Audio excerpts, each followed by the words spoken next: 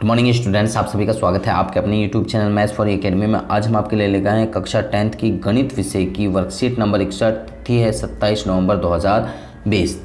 यहाँ पर हमारा न्यू चैप्टर शुरू हो रहा है सांख्यिकी एक परिचय यानी कि स्टैटिस्टिक्स यानी कि 14 चैप्टर नंबर 14 हमारा यहाँ पर शुरू हो रहा है। तो 14वें चैप्टर के अंदर क्या क्या चीज़ आपके लिए महत्वपूर्ण है वो सारी चीज़ें हम यहाँ पर आपको बताएंगे। तो बेसिक चीज़ यहाँ पर सबसे पहले आपके लिए बताई जा रही है। तो सबसे पहले क्या है सांख्यिकी में आंकड़े, केंद्रीय प्रवृत्ति की माप। आगे यहाँ पर आप देख सकते हैं इसके अंदर आपकी केंद्रीय प्रवृत्ति की माप के अंदर आती है माध्य, माध्यिका, बहुलक। और फिर माध्य के अंदर यहाँ माध्य के फॉर्मूले आते हैं। माध्य के कौन कौन से फॉर्मूले हैं आप यहाँ पर देख सकते हैं। अर्थात आंकड़ों का औसत प्रत्यक्ष विधि, जिसको डायरेक्ट मेथड कहा जाता है माध्य का। यह फॉर्मूला होता है summation F I x I upon में समेसन एफ आई। यहाँ कल्पित माध्य, ये कल्पित माध्य विधि या संक्षिप्त विधि माध्य भी कहा जाता है, जिसको ए जमा के summation F I D I upon में एफ आई कहा जाता है। पग विचलन विधि कहा जाता है, पद विचलन पग विचलन कहा जाता है विधि। तो ये भी स्टेप डिवीजन मेथड, इसको एज्यूम्ड मीन कहा जाता है और इसको डायरेक्ट मेथड कहा जाता है। अर्थात मध्य मान माध्यिका कहलाता है। मध्य मान जो होगा वो माध्यिका कहलाता है। तो इसको 9th में थोड़ा सा अलग है और यहाँ 10th में इसको निकालने का फॉर्मूला थोड़ा सा अलग है। तो यहाँ फॉर्मूला है L प्लस में n/2 माइनस के CF अपॉन में F इंटू के H। ये माध्यिका निकालने का फॉर्मूला है।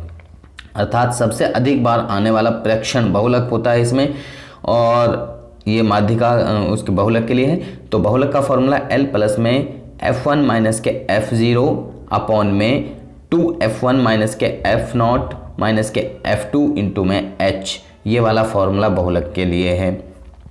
आगे यहाँ पर बहुलक के लिए है। और यहाँ पर माध्यिका में वाले में गिराफी रूप त्वरण भी होता है, कम प्रकार का त्वरण भी होता है, अधिक प्रकार का त्वरण भी होता है। और इसमें बहुलक में गिराफी रूप आयत चित्र इसमें बनता है इसका। तो इस तरीके से इनको आप इजीली समझ सकते हैं। तो चलिए यहाँ पर इसका बेसिक कुछ और बताया है इधर। तो हम यहाँ पर दूसरी तरफ यहाँ पर आपको देखते हैं सांख्यिकी गणित की एक वह शाखा होती है। सांख्यिकी क्या होती है? वह शाखा होती है जो आंकड़ों को संग्रह, विश्लेषण, व्याख्या, प्रस्तुति करती है।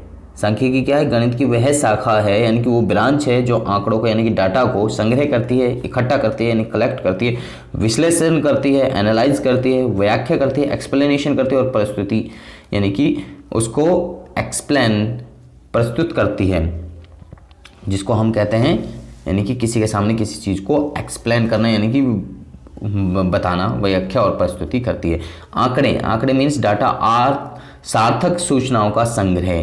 सार्थक सूचनाओं का संग्रह कहलाता है आंकड़े। आंकड़ों के दो प्रकार होते हैं, असमूहीकृत आंकड़े और समूहीकृत आंकड़े। असमूहीकृत यानी कि जो समूह के अंदर नहीं होते वो आंकड़े असमूहीकृत कहलाते हैं। जब समूह के अंदर होते हैं उन आंकड़ों को समूहीकृत आंकड़े कहते हैं। और यहाँ पर एक आंकड़े ये हैं, इसके अलावा ये भी कहा जाता है कि गौण आंकड़े और सेकेंडरी यानी कि प्राथमिक डाटा और गौण आंकड़े। प्राथमिक डाटा यानी कि जिसको कहा जाता है प्राइमरी डाटा, जो यानी कि आदमी स्वयं कलेक्ट करता है वो कहलाता है प्राइमरी डाटा। सेकेंडरी डाटा यानी कि गौण आंकड़े यानी कि जो व्यक्ति दूसरे का डाटा यूज करता है वो कहलाता है सेकेंडरी डाटा, यानी किसी और ने कलेक्ट किया जिसको हम यूज कर रहे हैं तो वो सेकेंडरी डाटा कहलाएगा।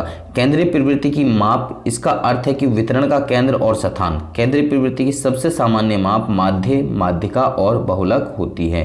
केंद्रीय प्रवृत्ति की माप क्या है इनकी? केंद्रीय प्रवृत्ति की सबसे सामान्य माप माध्य, माध्यिका और बहुलक होती है।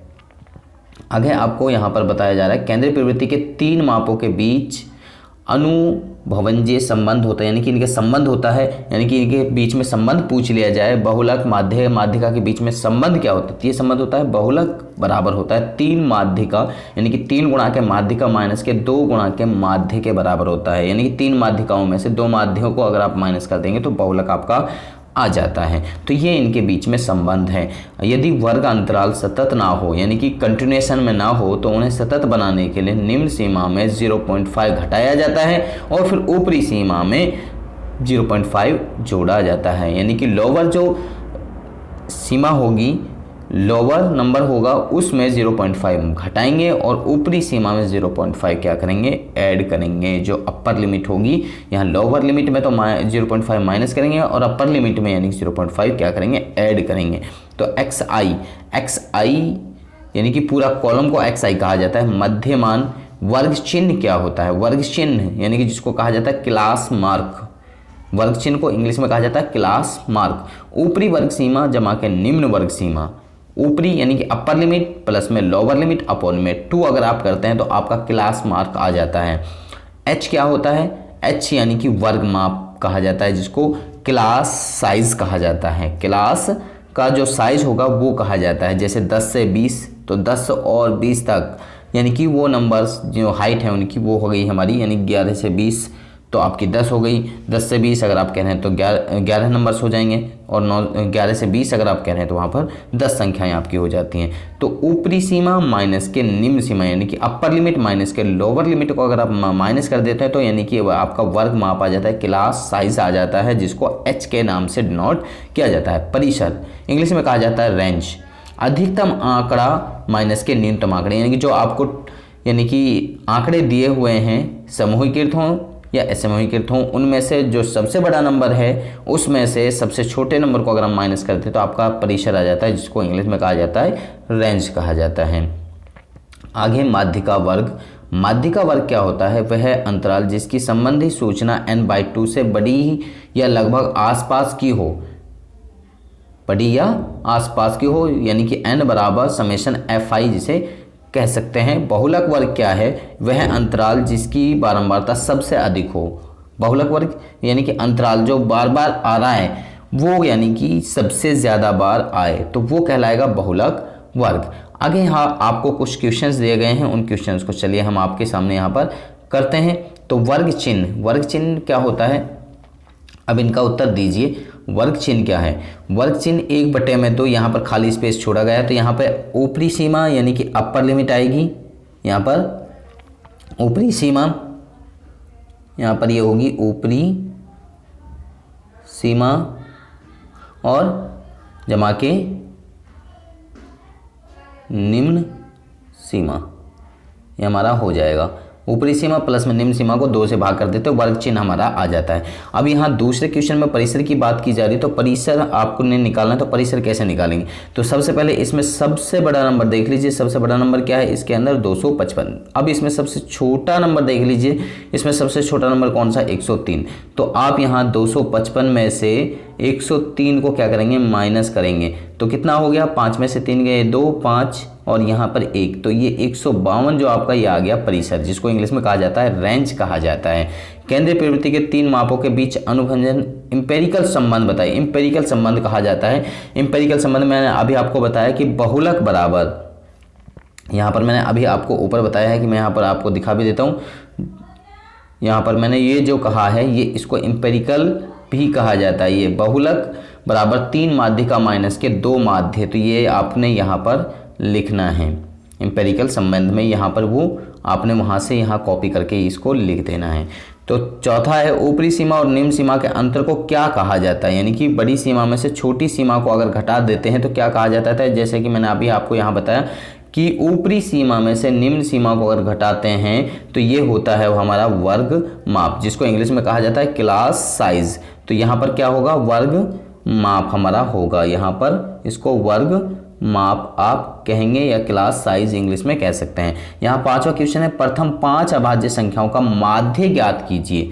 माध्य ज्ञात करना है तो इसका सिंपल फॉर्मूला ये है कि 1 से 5 प्रथम 5 अभाज्य संख्याओं का माध्य निकालना है। अभाज्य प्राइम नंबर्स तो पहले 5 प्राइम नंबर्स कौन कौन से होते हैं, तो सबसे पहले हम लिख लेते हैं। पहला 2, फिर 3, फिर 5, फिर 7, फिर 11 और फिर यहाँ पर हमारा हो गया 13। ये तो 6 हो गए, सॉरी। तो हमें 5 लेने हैं, 1 2 3 4 और 5, तो ये हम मिटा देते हैं। तो यहाँ पर हमारा ये हो गया। अब ये संख्याएं कितनी है, टोटल संख्याएं हैं 5, तो 5 से हम इसको डिवाइड कर देंगे। तो सबसे पहले इनको जोड़ लेते हैं, तो कितने हुए 2 और 3 5 और 5 10, 10 और 7 17, 17 और 11 कितने हुए आपके 17 और 11 हो गए हमारे 28। तो 28 बटे में 5 आपका हो गया। तो इसको आप पॉइंट्स में भी लिख सकते हैं। तो 5 से 28 को भाग करेंगे तो 5m 25, 5 पूरा पूरा आ गया। फिर इसके बाद में 3 बचा तो 5 छंगे 30, तो 5.6 आप इसको कह सकते हैं। तो 5.6, तो 5 अभाज्य संख्याओं का माध्य आपका है 5.6 या 28/5 भी आप इसको कह सकते हैं। आगे यहाँ कोविड के संदर्भ में उचित व्यवहार संबंधी कैब संदेश आपको दिया जा रहा है। नियमित रूप से अपने हाथों को साबुन और पानी से धोते रहें। तो सभी बच्चे अपने हाथों को पानी से और साबुन से यानी कि अच्छी तरीके से धोते रहें। तो सभी अपना स्वस्थ रहें और सभी सेफ रहें।